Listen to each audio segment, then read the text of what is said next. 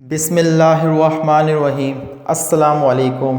Doctor Kashif ابھی medical کی پڑھائی مکمل کر کے آیا تھا۔ وہ بہت قابل لڑکا تھا، خوش اخلاق تھا، خوبصورت تھا، ہارٹ سرجن تھا، ایک بڑے ہسپتال میں جاب کرتا تھا، سب کے ساتھ اچھا ملنا جلنا تھا۔ کبھی بھی ایسا نہیں ہوا تھا کہ کوئی مریض اس کے ہاتھوں شفا نہ پایا ہو۔ اس کا اخلاق موتیوں کے جیسا تھا۔ وہ بہت اچھا انسان تھا۔ جب ڈاکٹر کاشف مسکراتا تو لوگ خوش ہوتے اور آہ بھرتے تھے۔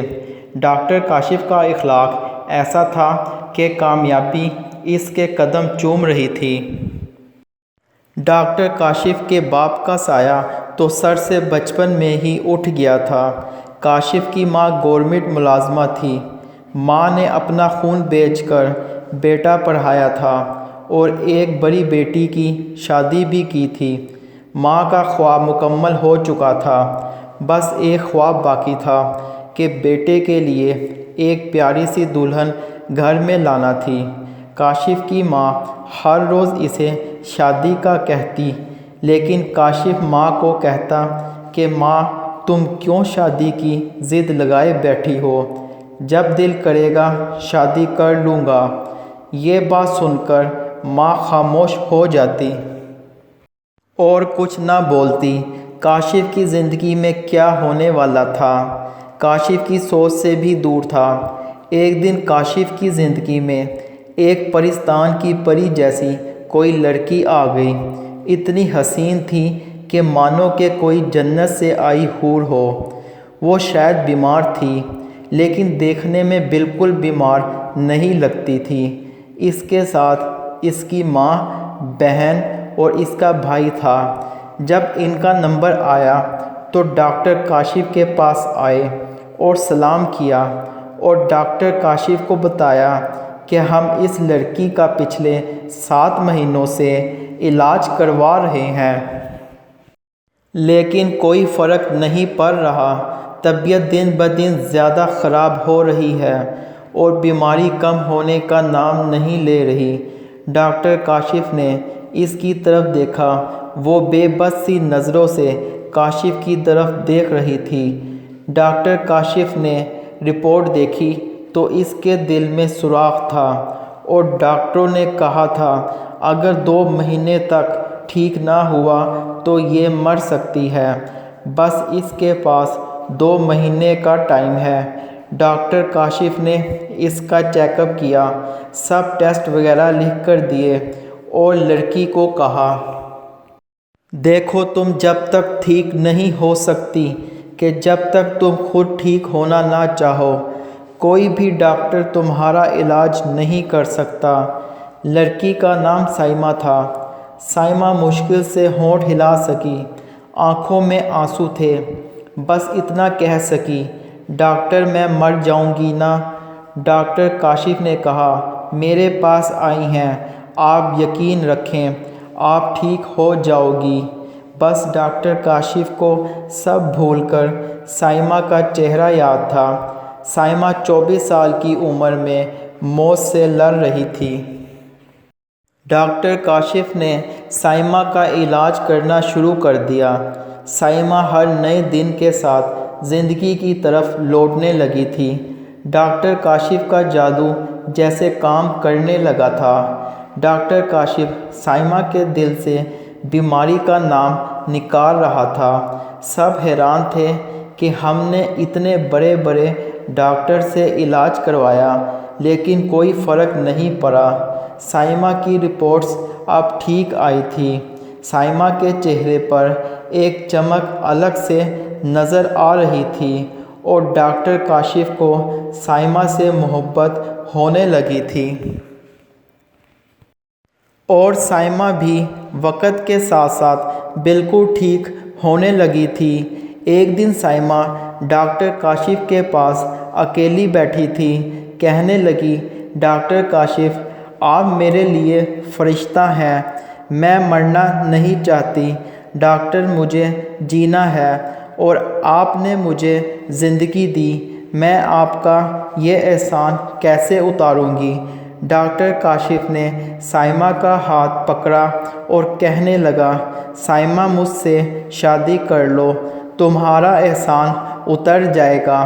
سائمہ کی سانس رکنے لگی۔ یہ بات سن کر ڈاکٹر کاشف، آپ یہ کیا کہہ رہے ہیں؟ ڈاکٹر کاشف نے مسکراتے ہوئے کہا، ہاں سائمہ، مجھ سے شادی کرو گی؟ بات بڑوں تک پہنچی اور رشتہ ہو گیا۔ سائمہ کاشف کی ہمسفر بن گئی۔ کاشف اس کا بہت خیال رکھتا، سائمہ کو پلکوں پہ بٹھا کے رکھتا۔ سائمہ بھی اس سے بہت خوش تھی، جیسے سائمہ کا کوئی خواب تھا جو کچھ دن کے بعد مرنے والی تھی، وہ آج زندہ اور اپنے ہم سفر کے ساتھ زندگی گزار رہی ہے۔ کاشف نے سائمہ کو جیسے دونوں جہاں کی خوشیاں دے دی ہوں۔ ایک رات سائمہ کی طبیعت کچھ خراب ہوئی اور جیسے سائمہ کو لگ رہا ہو کہ اس کا آخری وقت آ پہنچا ہو۔ سائمہ اب شاید مرنے سے نہیں ڈر رہی تھی۔ کاشف اس کو ہسپتال لے کر جانے لگا۔ سائمہ نے کہا، کاشف ہسپتال نہ لے جاؤ، مجھے اپنے پاس گھر میں رکھو۔ کاشف نے کہا، سائمہ پاگل نہ بنو۔ سائمہ نے کہا، کاشف مان جاؤ میری بات، یہاں میرے پاس بیٹھو، کچھ پل تمہارے ساتھ گزارنے ہیں۔ کاشف اس کی ضد کے سامنے ہار گیا اور سائمہ کے پاس بیٹھ گیا۔ سائمہ نے اپنا سر کاشف کی گود میں رکھ لیا اور کہنے لگی، کاشف، خدا کو تو میں نے نہیں دیکھا، لیکن شاید خدا تم جیسا ہوگا، اتنا پیار کرنے والا۔ کاشف، میں نے شادی کے بعد وہ رپورٹ پڑھ لی تھی جس میں لکھا تھا کہ میں بس 8 مہینے تک جی سکتی ہوں۔ کاشف، تم کو پتہ ہے میں نے ان 8 مہینوں میں اپنی پوری زندگی جی لی ہے، مجھے اب خدا سے کوئی شکوہ نہیں ہے۔ کاشف، تم نے مجھے دنیا بھر کی خوشیاں دی ہیں، پتہ نہیں ترس کھا کر یا محبت سے، جو بھی تھا مجھے تمہارا ساتھ اچھا لگتا ہے۔ سائمہ کی آنکھوں میں آنسو پانی کی طرح بہہ رہے تھے۔ سائمہ نے کاشف کے ہاتھ کو چوما اور کہنے لگی، میرے لیے اتنا ہی کافی ہے کہ میری قبر پہ میرے نام کے ساتھ تمہارا نام لکھا جائے گا۔ کاشف بے بسی کے عالم میں تسلیاں دے رہا تھا، لیکن آج سب بے اثر تھا۔ سائمہ آنسو صاف کرتے ہوئے، کاشف، ایک حق مانگوں، تم انکار تو نہیں کرو گے؟ کاشف نے کہا، ہاں سائمہ۔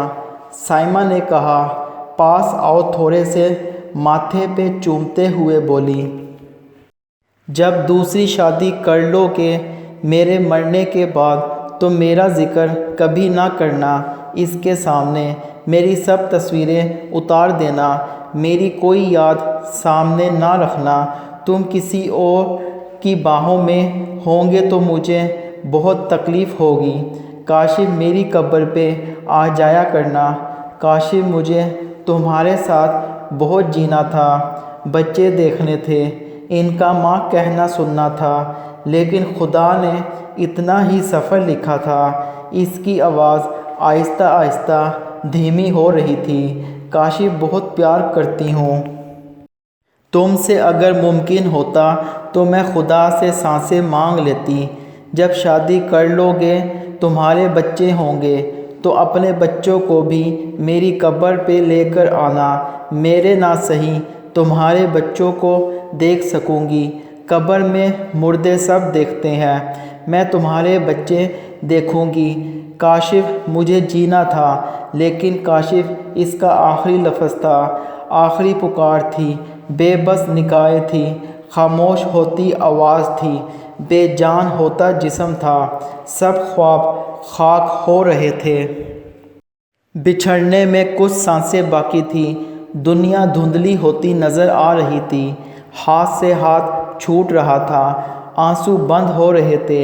کاشف کی آغوش میں آخری ہچکی اور ہاتھ سے ہاتھ جدا ہو گئے۔ بہت سارے خواب لیے سائمہ بچھڑ گئی۔ رب نہ کرے کہ یہ زندگی کبھی کسی کو دغا دے۔ کاشف بہت محبت کرتا تھا لیکن بے بس تھا۔ خدا کے لکھے کو کہاں کوئی بدل سکتا ہے۔ آج بھی وہ زیادہ وقت سائمہ کی قبر پہ گزارتا ہے۔ وہ ہم سفر تھا۔